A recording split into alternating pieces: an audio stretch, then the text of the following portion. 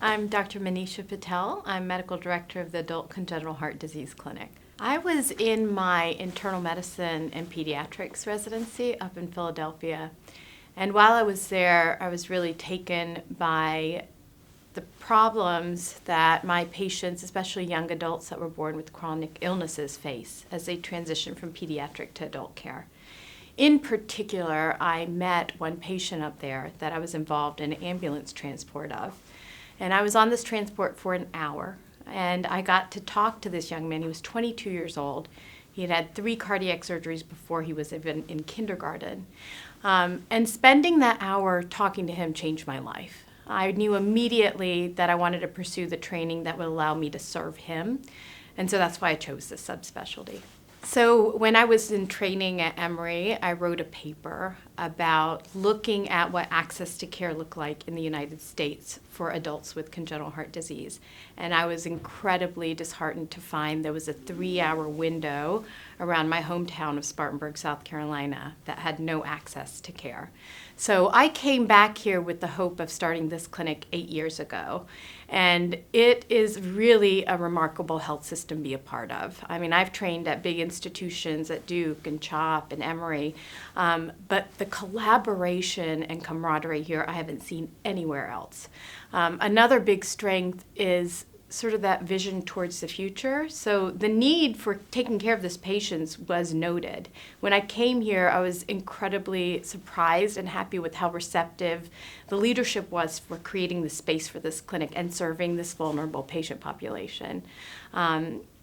Honestly, when I first came, I met a group of 35 adult cardiologists, and I haven't met a group like that anywhere in the country. There are no egos. It's all about patient care. There's a courage to be imperfect, and so people share ideas, and I think that really helps a patient succeed. My philosophy of care is anytime a patient enters into my clinic door, they become a part of my family, and that's how we run it. So I treat them as a whole. I don't treat them just as a patient that had heart surgery when they were a kid. I treat them as part of the family unit that they're part of, because part of what's unique to my patient population is that I still have 50 and 60-year-olds that come in with their moms and dads that have big files of when their kids had their surgeries when they were younger. So there's a big picture to that, and I like addressing it. There are times patients come to me with heart fluttering, and oftentimes with digging, I can find out it's not just about the heart. Sometimes it's about stressors that are happening at work.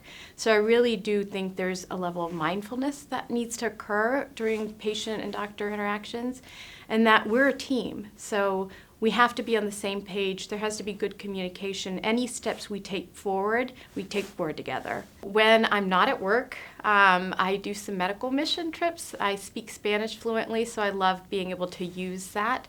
So I've been to Guatemala, to Dominican Republic, Cuba, and several other places. So I'd love to keep that going each year. I'm usually on the soccer fields with 2 little boys who think they're like Neymar and Messi. So that's always fun to see. I love hiking, and I love this area because of that, because there's so many accessible hikes within a 45-minute drive. And then starting in August of each year, I do an annual Halloween book drive. So last year we gave away 4,000 books from my front porch of my home. So that does take up most of my time during the fall, but it's a labor of love, and I love doing it. If you'd like to make an appointment with me, you can do so by calling the number on this webpage.